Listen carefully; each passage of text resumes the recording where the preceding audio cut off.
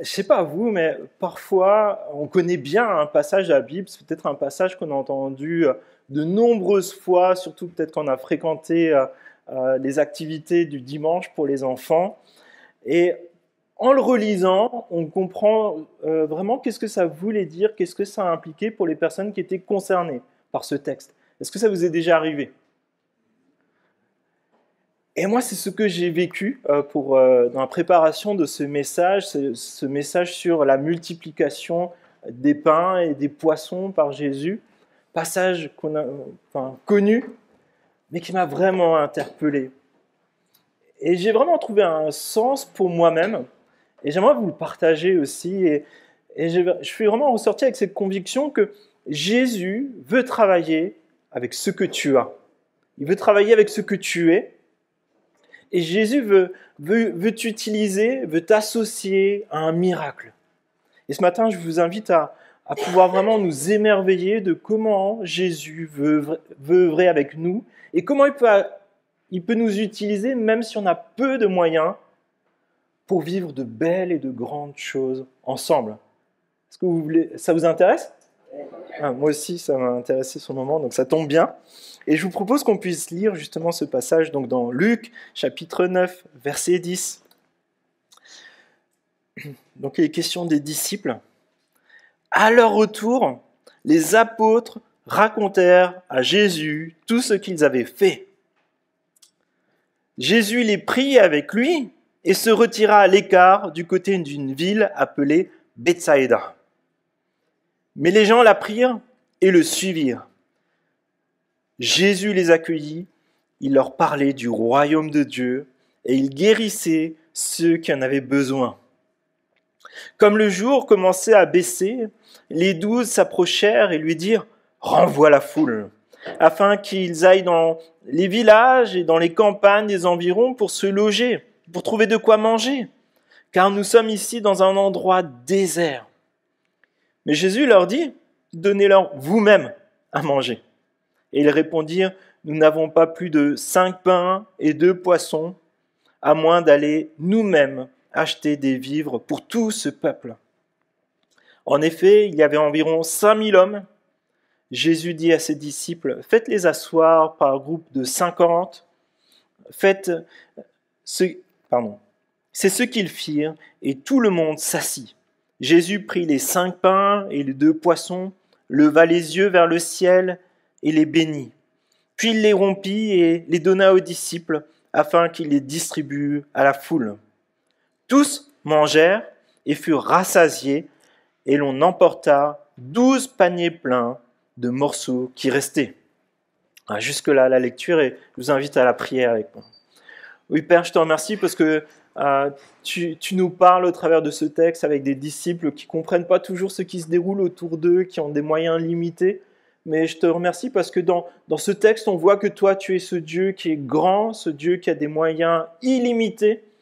Et on veut vraiment encore nous émerveiller devant toi. Et je te prie, s'il te plaît, que tu puisses nous parler à chacun et chacune et que tu nous aides à te faire confiance, à te suivre et à t'obéir. Je te prie dans le nom de Jésus. Amen. Et je vous invite à garder votre Bible ouverte avec vous.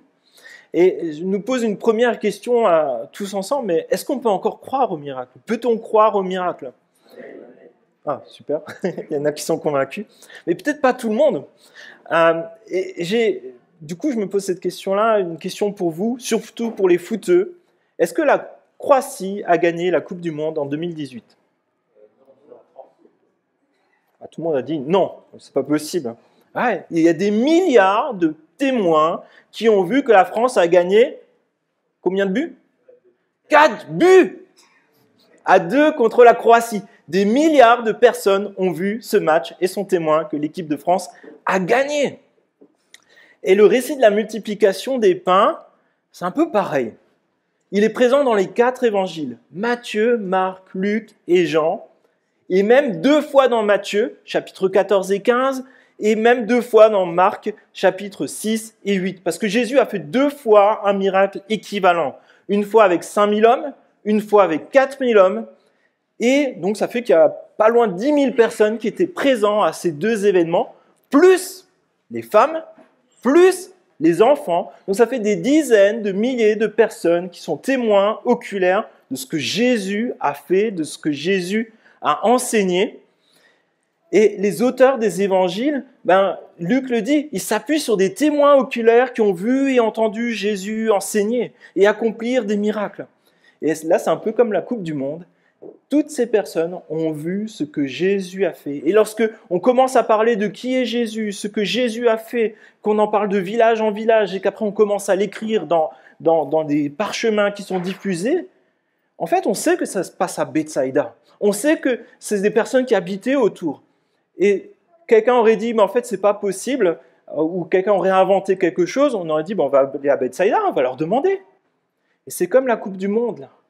Il y a des témoins qui sont là, qui disent, oui, moi j'ai mangé ce pain-là, il était super bon d'ailleurs, le poisson, je ne vous dis pas. Hein. Donc oui, on peut croire au miracle, on peut croire dans ce qui est écrit dans la Bible, parce que c'est attesté dans le temps, dans l'histoire, dans des lieux. C'est un récit qui est appuyé sur, qui est documenté, avec des lieux, des personnes, un temps.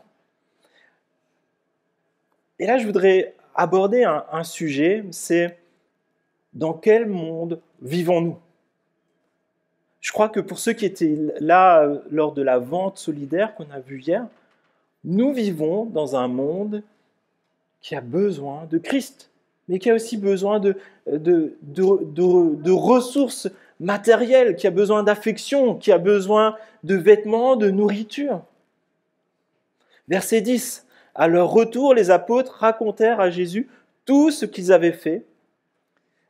Il les prit avec lui et se retira à l'écart du côté de la ville de Bethsaïda. Et là, je voudrais que vous mettiez les sandales des disciples avec leurs bâtons, leurs petits baluchons. Les disciples reviennent avec leurs bâtons, leurs baluchons, après plusieurs jours, où ils étaient dans des petits villages. Ils ne savaient pas où ils allaient dormir, ils ne savaient pas qu'est-ce qu'ils allaient manger, qui allait leur donner. Ils ne savaient même pas où ils allaient trouver de l'eau. Ils traversent ces villages et ils annoncent l'évangile. Ils présentent qui est Jésus. Jésus, l'envoyé de Dieu.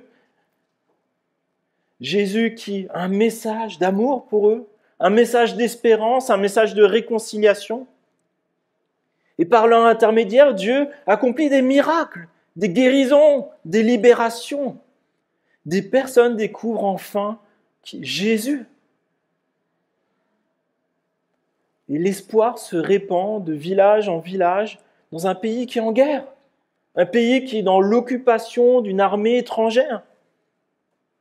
Imaginez les hauts et les bas émotionnels que vous avez quand vous vivez ça avec des personnes qui sont dans le dénouement, des personnes qui ont la haine peut-être contre les envahisseurs. Imaginez ce que vous vivez quand il y a quelqu'un qui était peut-être estropié, qui se lève et qui peut marcher. Et là, enfin, au bout de plusieurs jours, au temps imparti, vous rentrez. Et là, je crois que vous êtes fatigués, comme tous ceux qui ont participé aux 2 derniers jours. Je pense que hier soir, le lit semblait un bon réconfort. Vous êtes fatigués et vous avez besoin d'une pause. Vous avez besoin peut-être de parler à vos amis de ce que vous avez vécu, les belles choses, mais aussi peut-être les choses les plus difficiles. Ben là, j'étais dans ce village-là, on m'a rejeté, on m'a insulté. Et Jésus veut donner aux apôtres un peu de repos, un peu de tranquillité. Et c'est un peu comme si Jésus leur disait « Venez les amis, on va faire un break dans la forêt de Fontainebleau. On va enfin pouvoir souffler. On va pouvoir se faire un petit apéro juste entre nous et se raconter nos histoires, nous émerveiller de ce que Dieu a fait. » Et là, vous y allez avec Jésus, vous discutez, vous installez tous ensemble en cercle autour du feu. Bon, pas à Fontainebleau, on n'a pas le droit, mais bon, imaginez quand même. Et là, vous prenez le paquet de chips, vous vous apprêtez à l'ouvrir. Et là, verset 11, « Mais les gens l'apprirent et le suivirent. » Des milliers de personnes s'invitent à votre petite sortie détente avec Jésus. Bref, c'est tout sauf le petit apéro cosy, chill, où on pouvait se poser entre potes. C'est pas ça du tout. Jésus voit toutes ces personnes avec des besoins énormes, qui ont soif de connaître Dieu, qui ont soif d'espérance, qui ont soif de guérison, qui ont soif d'être réconciliés avec Dieu. Et que fait Jésus ? Jésus présente le royaume de Dieu et guérit les malades. Alors, qu'est-ce que c'est le royaume de Dieu ? C'est le royaume où il y a la paix, le royaume où il n'y a plus de pleurs ni de larmes, il y a la consolation de Dieu, il y a le Dieu qui vient vers nous, il y a Dieu qui nous dit « Tu es mon enfant, n'aie plus crainte ». C'est ça le royaume de Dieu. Je veux me réconcilier avec toi. Je veux qu'il n'y ait plus de barrière entre nous. Je veux que tu puisses à chaque moment venir me parler. Parce que je t'aime. C'est ça le royaume de Dieu que Jésus présente à ces milliers de personnes. Et mes amis, nous aussi, nous vivons dans un monde qui a des besoins énormes. La pauvreté est galopante. J'ai discuté avec un responsable de la Croix-Rouge, il m'a dit qu'ils avaient plus de 60% de personnes supplémentaires qui profitent de leurs services, de prêts, de vêtements, de nourriture, ainsi de suite. Il y a la maladie, il y a des épidémies, même le Covid est encore là, mes amis. Je l'ai vécu il y a quelques jours. Il y a la solitude, des personnes qui ne côtoient presque plus personne, des personnes qui ne se sont jamais fait offrir un café depuis des années, il y a des personnes qui ont peur du lendemain, peur de perdre le travail. Il y a des guerres, un conflit international latent, des famines, des pénuries. Même la moutarde a disparu pendant un temps. Vous vous rendez compte ? Et il y a le péché. C'est tout ce qui nous écarte de Dieu, tout ce qui fait qu'on ne se sent pas bien, parce que Dieu nous a créés pour des bonnes choses et on est passé à côté. Et qu'apprenons-nous de Jésus ? Jésus se laisse bousculer dans son programme. Il sait se rendre disponible. Et Jésus discerne les besoins qui sont essentiels. Parler du royaume de Dieu et guérir. À la fois tout ce qui est spirituel, notre relation avec notre Créateur, mais aussi les besoins matériels qui sont là, des souffrances physiques qui sont là. Et Jésus, comprenez, ce n'est pas quelqu'un qui était hyperactif et qui allait dans tous les sens, il savait aussi s'isoler. Régulièrement, on voit les disciples qui le cherchent un peu partout parce que Jésus était déjà monté sur une colline ou qui se promenait dans un pré, qui était en train de prier. Et parfois, quand il y a des personnes qui lui cherchaient des noises, il savait aussi partir. Quand il y a des personnes qui le taquinaient, il savait aussi confronter et dire « Non, c'est pas ça à quoi Dieu m'a appelé ». Et Jésus savait discerner les temps et les lieux. Et je pense que c'est intéressant pour nous de se poser la question, quand on est parfois dans ces situations-là, qu'est-ce que Jésus ferait à ma place ? Qu'est-ce que Jésus attend de moi, là, maintenant, dans un monde qui est plein de besoins ? Et je voudrais aborder un deuxième sujet qui est nos ressources. Moi, je me suis rendu compte dans ces derniers jours où j'avais le Covid, à un moment, j'ai juste fait un tour de village, j'étais déjà claqué, j'ai dû me recoucher. Nos ressources sont insuffisantes. Même si tu es en bonne forme, même si tu as peut-être des finances, peut-être plein de choses, nos ressources, elles seront toujours insuffisantes. Et là, les disciples qu'on retrouve dans ce récit, ils sont épuisés. Et ils voient Jésus qui parle, qui guérit, qui présente le royaume de Dieu. La journée passe. Et ils ont une multitude devant eux. Et au verset 12, il dit « Renvoie la foule !» afin qu'elles aillent dans les villages et dans les campagnes des environs pour se loger et pour trouver de quoi manger, car nous sommes ici dans un endroit désert. Mais quel contraste avec Jésus qui, au verset 11, on dit « Jésus les accueillit », Jésus accueille des milliers de personnes. Moi, je n'ai pas envie de jeter la pierre à ses disciples en disant « moi, j'aurais fait différemment ». Est-ce que vous auriez fait différemment ? Quelqu'un a envie de jeter un petit caillou ? Non. Alors, lorsque vous avez beaucoup donné, il y a des moments où physiquement, moralement, émotionnellement et même spirituellement, vous êtes épuisé, vous êtes rincé, vous êtes comme une éponge où il n'y a plus une goutte dedans, vous n'avez plus rien à donner. Est-ce que ça vous est déjà arrivé ? Moi, ça m'est aussi déjà arrivé. Et là, ça arrive devant Jésus et Jésus profite de ce temps pour leur donner une leçon, et peut-être une leçon qui est pour nous aujourd'hui aussi. Alors que vous êtes au milieu de nulle part, au milieu de la forêt de Fontainebleau, vous voyez l'endroit où il n'y a que du sable et des rochers en plein milieu, là, c'est le désert de, je ne sais plus comment ça s'appelle. Vous voyez ? Bon, la prochaine fois qu'on fait une balade ensemble, vous venez. Hein. Mais vous êtes au milieu de tout ça, au milieu de nulle part. Les magasins sont déjà fermés depuis 2 heures, comme si vous prépariez une tartiflette et qu'il vous manquait 8 kilos de fromage et que Lidl était fermé.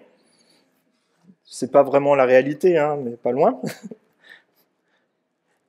Et là, tu te dis, mais Jésus, qu'est-ce qu'il dit? Jésus, il te dit, donne-leur toi-même à manger. Donne-leur toi-même à manger. Et il est rude parfois, Jésus, hein, quand même. Hein. Puis là, toi, tu montes peut-être un tout petit peu sur le petit rocher, tu vois tout le monde qui est là dans le sable, et tu commences à faire comme ça un 360, et tu vois l'équivalent de 25 000 personnes devant toi.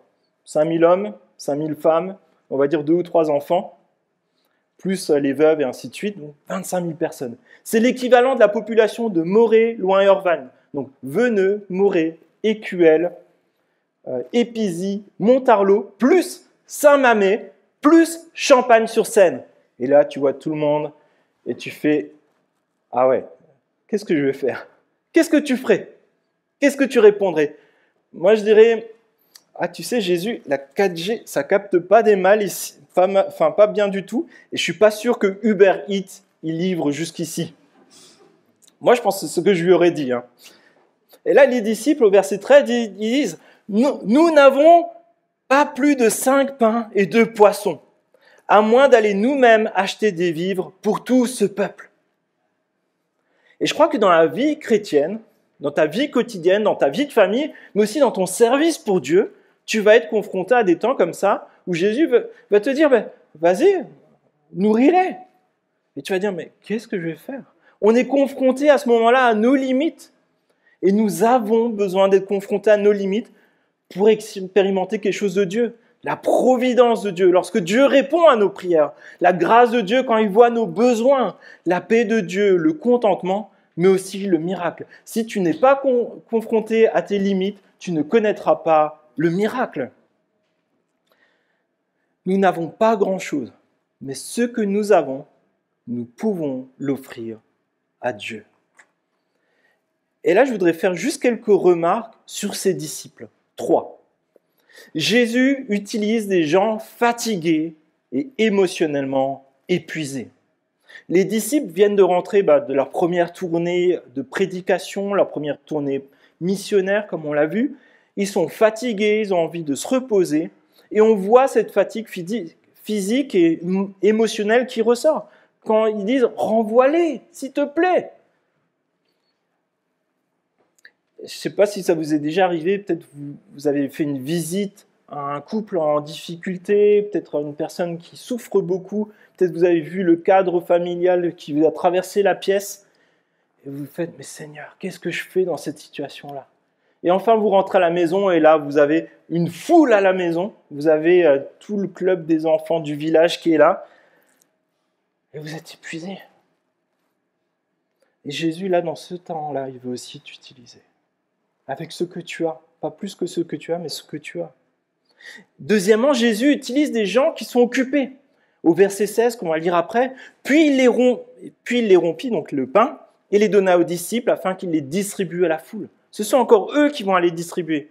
Alors je ne sais pas si vous allez parfois dans un restaurant entre midi et 14 heures, mais ça s'agite dans tous les sens, ça court dans tous les sens parce qu'il y a un temps limité pour servir tout le monde. Les serveurs font des allers-retours, ils répondent aux besoins et j'ai jamais vu personne faire une pause à ce moment-là. Vous ? Comprenez que Jésus n'utilise pas les personnes qui ont plus de temps que les autres. Jésus utilise des personnes qui sont occupées, ceux qui obéissent à Christ et qui font des priorités de Jésus leur priorité.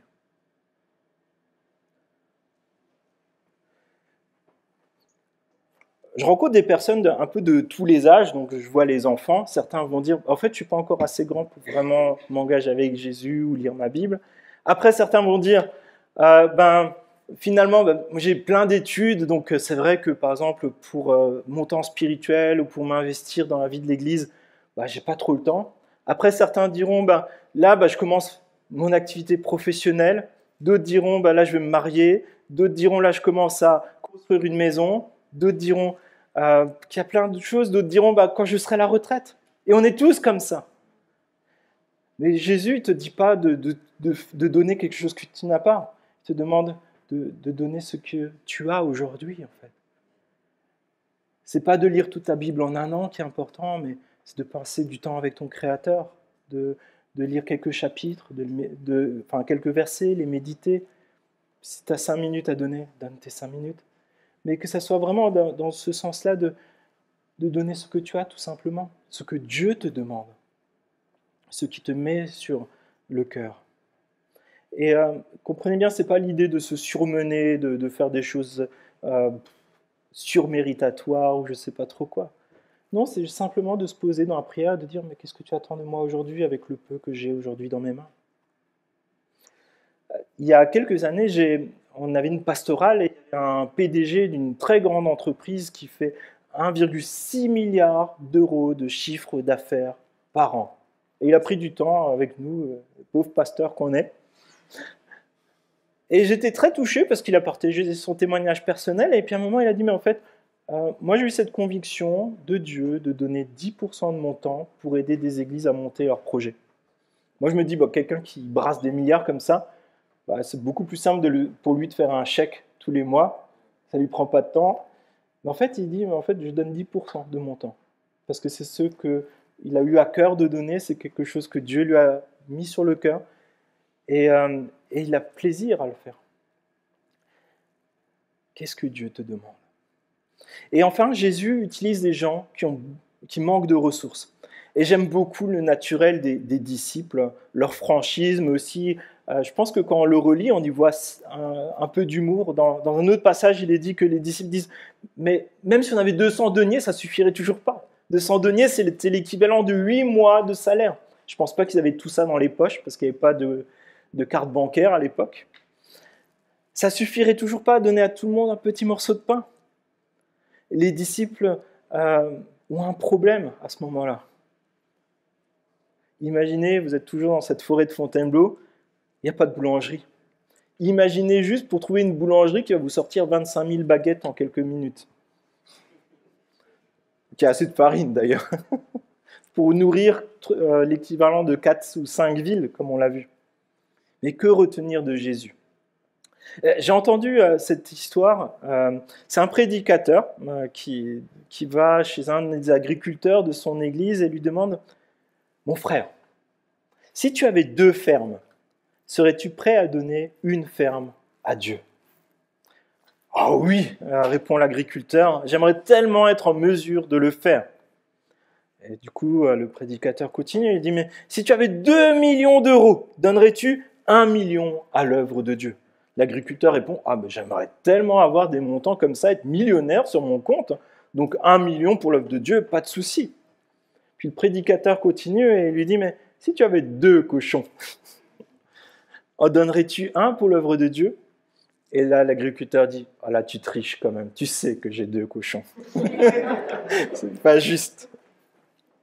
Et comprenez bien, Jésus n'utilise pas ce que nous n'avons pas, Jésus utilise ce que nous avons. Et ma question pour toi ce matin, c'est est-ce que tu as un cochon qui traîne quelque part ? Quels sont tes dons ? Est-ce que tu as un don pour la musique ? Un don peut-être pour mettre les gens à l'aise ? Un don pour faire un café ? Moi, je prie tous les jours pour qu'on ait un barista dans l'église. Donc, si jamais vous êtes là, levez la main. Est-ce que tu as quelques minutes ? Est-ce que tu as un peu de temps pour Dieu ? Comprends, ce n'est pas la quantité qui compte, c'est ton geste d'obéissance, c'est le fait de vouloir servir Dieu, être dans la lignée de Jésus, être dans son exemple. Ce qui a de l'importance, c'est de consacrer ce que Dieu te confie, d'être là où Dieu t'attend aujourd'hui.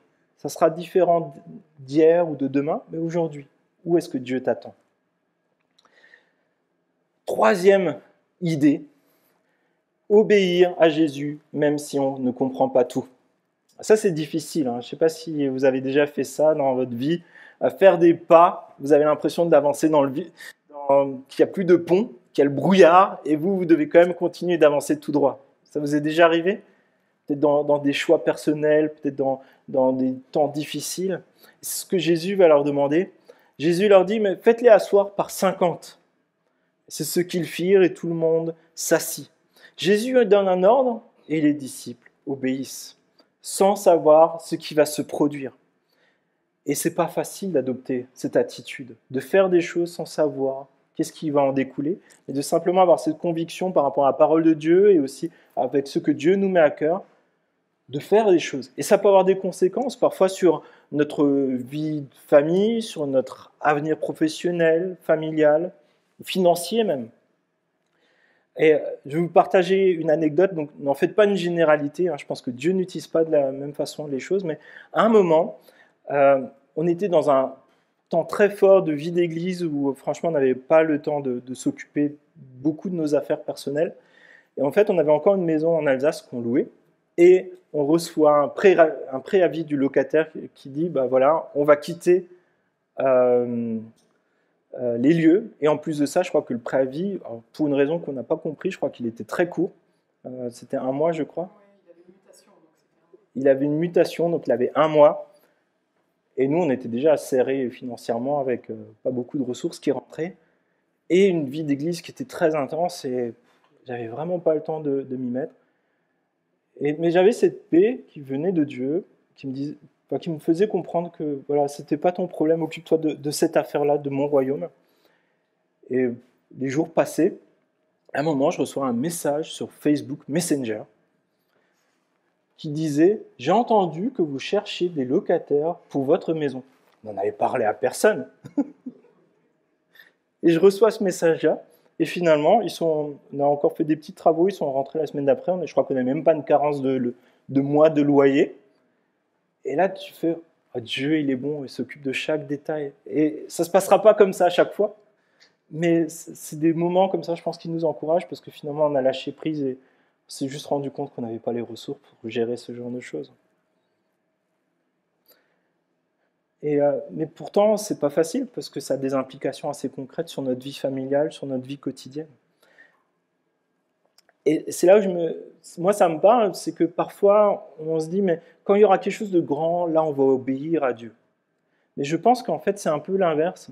Si on n'arrive pas à obéir dans des choses simples de notre quotidien, on n'arrivera pas à obéir lorsque ça aura vraiment des grosses implications dans notre vie.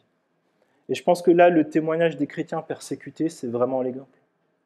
Si aujourd'hui, on n'arrive pas à juste mettre un peu de temps pour participer à la vie d'église ou prendre un temps avec Dieu, le jour où il y aura peut-être une persécution, ce sera d'autant plus difficile de prendre ces décisions-là. Et ça nous rappelle que finalement, obéir à Jésus, c'est surtout placer notre confiance en lui et s'attendre à lui et lui faire confiance. Mais ce que je retiens aussi, c'est que dans l'ordinaire s'accomplit l'extraordinaire. Jésus prit les 5 pains et les 2 poissons, leva les yeux vers le ciel et les bénit. Et là, je me dis, mais est-ce que je sais remercier Dieu pour ce que j'ai reçu ? Et ça revient toujours à la même chose. Si la bénédiction de Dieu est là, même une quantité insuffisante sera suffisante. Merci pour ceux qui sont encore avec moi. Si Dieu ne bénit pas, même les plus grandes ressources que je peux avoir, même tous les efforts que je peux produire, ne suffiront pas. Merci pour ceux qui suivent dans le coin à gauche. Parfois, nous pouvons nous acharner dans le travail, un sujet, en pensant que si on persévère fort, on va y arriver, et qu'enfin, on pourra être heureux, épanoui, on connaîtra vraiment la joie à ce moment-là, et que nous aurons enfin suffisamment pour faire ce que Dieu nous demande. Mais je pense que ce texte nous rappelle, et ça me persuade, que c'est seulement lorsque Dieu bénit qu'on connaît la joie, la paix, la satisfaction. Même si nous avons peu, même parfois dans les persécutions, si nous sommes dans la volonté de Dieu, nous pouvons nous attendre à ce que Dieu pourvoie, au-delà de tout ce qu'on pourrait espérer. Et c'est là, sans la bénédiction de Jésus, 5 pains et 2 poissons, c'est ridicule devant 25 000 personnes. Mais avec la bénédiction de Jésus, c'est largement suffisant. Et bien souvent, on expérimente la bénédiction uniquement lorsqu'on saisit que finalement, je suis incapable de faire ça par moi-même. J'ai besoin de Jésus dans ma vie. J'ai besoin de Jésus dans cette situation. Parce que je suis faible, je n'ai pas ces ressources-là. Et là, je vous donne quelques exemples. Abraham et Sarah, ils ont eu bébé Isaac seulement lorsqu'ils étaient trop vieux pour le concevoir sans miracle. Moïse, à 40 ans, il avait plein de pouvoir, il était dans la force de l'âge, et il n'a pas pu libérer le peuple en esclavage. C'est seulement à 80 ans, après avoir été 40 ans berger dans le désert, qu'il a emmené tout le peuple derrière lui. Et je voudrais vous partager un témoignage de George Muller. George Muller, en fait, a fondé plusieurs orphelinats en Angleterre et accueilli des milliers d'enfants. Et il a noté, en fait, toutes les fois où Dieu a pourvu. Et un matin, il ne reste plus d'argent dans les caisses d'une de ces maisons. Il n'y a plus rien dans les tiroirs de la cuisine. Pourtant, George Muller descend au réfectoire et il note dans son cahier « Les enfants étaient assis à leur place, les assiettes et les bols étaient sur les tables, mais tous les plats étaient vides. » Imaginez les enfants à famille. Quand moi je vois les miens au petit-déj, surtout moi qui n'arrive pas à manger au matin, je me dis c'est pas possible, qu'est-ce qu'ils arrivent à ingurgiter. Mais ils étaient là, ils attendaient les enfants. Et là, debout au milieu des enfants, George Muller remercie Dieu pour ce qu'il voudra bien leur accorder. Et il n'a pas vraiment le temps de terminer sa prière, on frappe à la porte, c'est le voisin, le boulanger. Il n'a pas pu dormir de toute la nuit parce qu'il a pensé toute la nuit que des orphelins pouvaient avoir besoin de pain. Et il en apporte. Le boulanger sort enfin, et c'est le laitier qui vient. Et en fait, l'essieu de sa voiture de livraison vient de casser juste devant la maison. Et il demande s'il peut bien leur donner le lait parce qu'il faut qu'il aille réparer la voiture, il faut qu'il débarrasse ce qu'il y a dans la voiture. Une vie de prière dynamique, ça ne dépend pas de notre capacité à faire des belles prières, de prier des heures ou de citer des sortes d'incantations. Une vie de prière dynamique, c'est notre manifestation de notre reconnaissance en la personne de Dieu. Savoir demander avec la conviction de ses enfants, en sachant s'émouvoir des besoins des uns et des autres, et prier avec ce que le Saint-Esprit nous met à cœur pour rester dans la volonté de Dieu. Et je pense que c'est ce qu'on peut expérimenter dans notre vie personnelle, dans notre vie d'église. Il y a des choses qui nous semblent inaccessibles, mais on peut compter sur Dieu pour nous donner ce qui dépasse même ce qu'on pourrait imaginer. Et je voudrais terminer par ça. Il en reste même pour les serviteurs. Il en reste même lorsque tu as travaillé dur et que tu n'en peux plus. Verset 16. Puis il les rompit et les donna aux disciples afin qu'ils les distribuent à la foule. Verset 17. Tous mangèrent et furent rassasiés et l'on emporta 12 paniers pleins de morceaux qui restaient. Jésus aurait pu faire comme au temps d'Israël dans le désert en faisant tomber de la manne et des cailles sur la colline. Mais Jésus a décidé de rendre les disciples participants au miracle. Les disciples distribuent la nourriture, font des allers-retours entre les groupes, apportent à chacun du pain, du poisson, peut-être un petit mot d'encouragement, jusqu'à ce que tout le monde soit rassasié, jusqu'à ce que tout le monde n'ait plus faim. Et là, je suis interpellé par un détail de ce texte, et je pense qu'il ne faut pas les surinterpréter, il ne faut pas partir dans tous les sens, mais c'est encourageant quand même de constater qu'il y a l'abondance. Une abondance au point où il reste 12 paniers pleins, un par disciple. Les disciples ont servi tout le monde, et ils n'ont certainement pas eu le temps de manger, mais à la fin, il en reste même pour eux. Et je ne voudrais pas sortir une généralité du type, si tu es au service de Dieu, tu connaîtras l'abondance, t'en fais pas mon frère, tu n'auras aucun problème. Non, c'est pas ça. Je ne crois pas à cet évangile-là. Je ne crois pas à l'évangile de la prospérité, où on donnerait des choses à Dieu et en échange, Dieu nous rendrait lui-même des services. Non, je ne crois pas à ça. Par contre, je crois à ce que Jésus lui dit dans Luc au chapitre 12, verset 22. « Ne vous inquiétez pas pour votre vie et de ce que vous mangerez, ni pour votre corps, de quoi vous serez vêtus. La vie est plus que la nourriture et le corps est plus que le vêtement. Considérez les corbeaux, ils ne sèment ni ne moissonnent, ils n'ont ni cellier ni grenier, et Dieu les nourrit. Combien ne valez-vous pas plus que les oiseaux ?» Et puis Jésus continue avec les vêtements. Et il dit à la fin, « Car toutes ces choses, ce sont les païens du monde qui les cherchent. Votre Père sait que vous en avez besoin. Cherchez plutôt le royaume de Dieu et toutes ces choses vous seront données par-dessus. Ne crains point, petit troupeau, car votre Père a trouvé bon de vous donner le royaume. Si nous vivons pour le royaume, nous pouvons faire confiance à Dieu aussi pour le matériel. Et voilà, je voudrais juste nous laisser 2-3 réflexions pendant que le groupe de louanges se prépare à s'installer.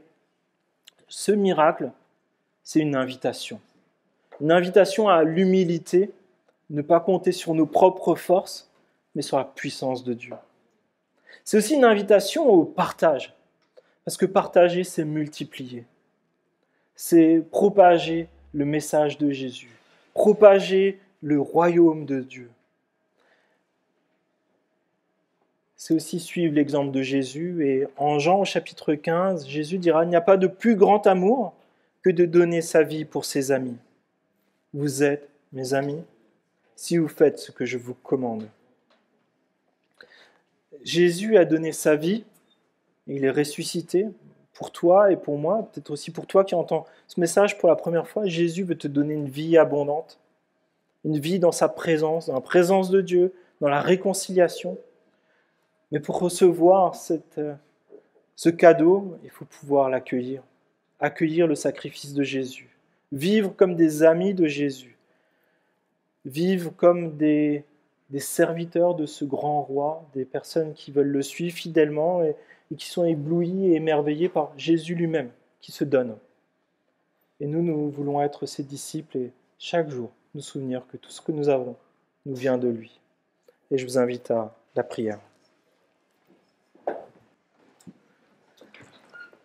Oui, Père, je veux te remercier parce que c'est vrai que combien de fois on peut être déçu du peu qu'on arrive à faire, des efforts qui sont parfois énormes et qui ne rapportent pas grand-chose. Et je te prie, s'il te plaît, que vraiment tu nous donnes ce matin encore ta consolation et le fait de nous rappeler que ce que tu désires pour nous, c'est que nous fassions tes œuvres, que nous soyons des disciples qui te suivent, qui t'écoutent, qui nous laissions enseigner par toi, et soyons au contact du monde et qui voyons ses besoins et qui sachions à la fois présenter Jésus comme le Sauveur, celui qui vient à notre rencontre, mais aussi le Seigneur, celui dont on veut être les serviteurs, celui dont on veut suivre l'exemple. Et je te prie, s'il te plaît, que dans notre quotidien, tu nous aides à expérimenter cela. C'est souvent difficile d'obéir, de faire confiance, de peut-être parfois lâcher prise, mais je te prie, s'il te plaît, que tu nous aides en cela et que tu nous aides vraiment à te suivre en ayant ce discernement du temps, du lieu, de la situation, pour qu'on puisse être ces disciples qui sont animés par ton esprit, qui sachions œuvrer pour le royaume de Dieu et avant tout, être en relation avec toi. Je te prie encore que tu nous aides dans cette semaine qui vient à expérimenter le contentement, mais aussi des miracles dans nos vies, parce qu'on t'aura laissé le leadership de nos vies. Je te prie ainsi dans le nom de Jésus. Amen.